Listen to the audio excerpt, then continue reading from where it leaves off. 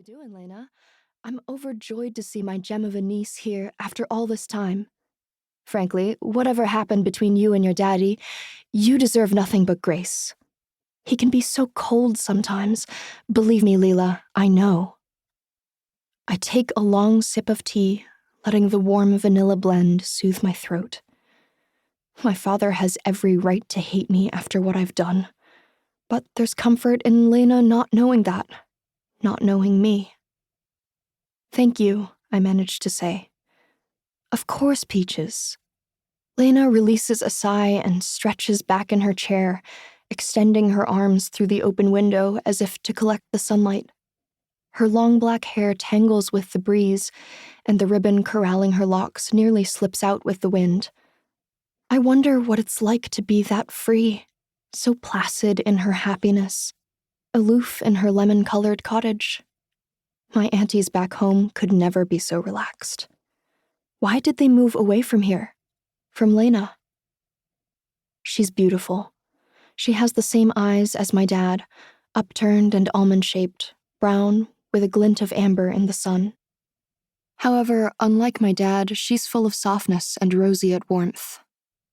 Her eyes crinkle adoringly when she smiles, and the tips of her fringe kiss her lashes.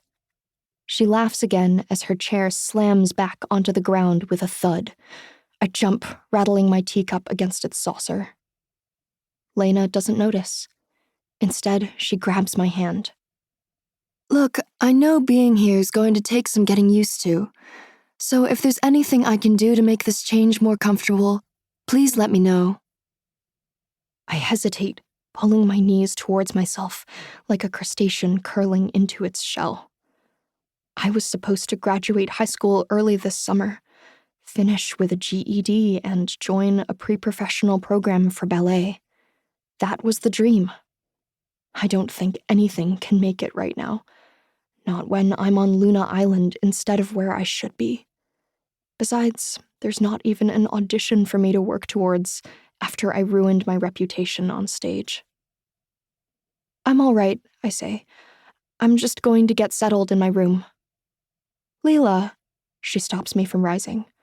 I can't let you waste away in there on your birthday. I sit up taller in my seat. You remembered? Of course, it's today, right? Yeah, it is. My voice drops. I don't want to think about how my parents sent me away right before I turned 18, or how I don't know Lena other than the birthday card she sends each year. A rising heat spreads across my palms. My stiletto manicure sinks into the threads of my dress, crumpling the thin cotton to calm my racing pulse. I hate myself for fraying such a delicate piece of my wardrobe. I sigh, smoothing out the floral print. Thank you for remembering. Lena tilts her head to the side, offering a faint smile.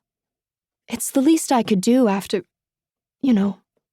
Honey, I'm really sorry about everything. I won't pry, but let me show you a good evening. Luna Island really is quite lovely if you give it a chance. I tug at the locket around my neck, the only thing from my mother that I brought with me to Luna Island. That's sweet of you, but I just want to settle in.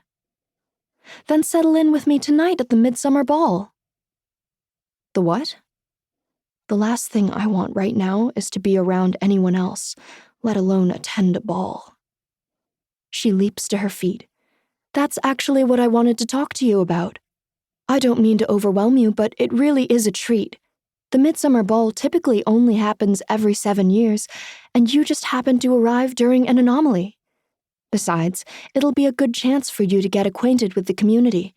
Luna Island rarely ever has visitors. So I've heard. I reach into my pocket, running my fingers over the frayed ferry ticket crumpled in the hollow of my cardigan. The ferryman on Virginia Beach had looked me up and down before boarding, examining my ditzy print suitcase. You planning to stay a while? He'd snapped. The bite in his voice made me jump. I looked down at my heels as if they were ruby slippers that could make me disappear with a click. I guess I don't really have a choice. He scoffed, taking my ticket. Good luck, kid.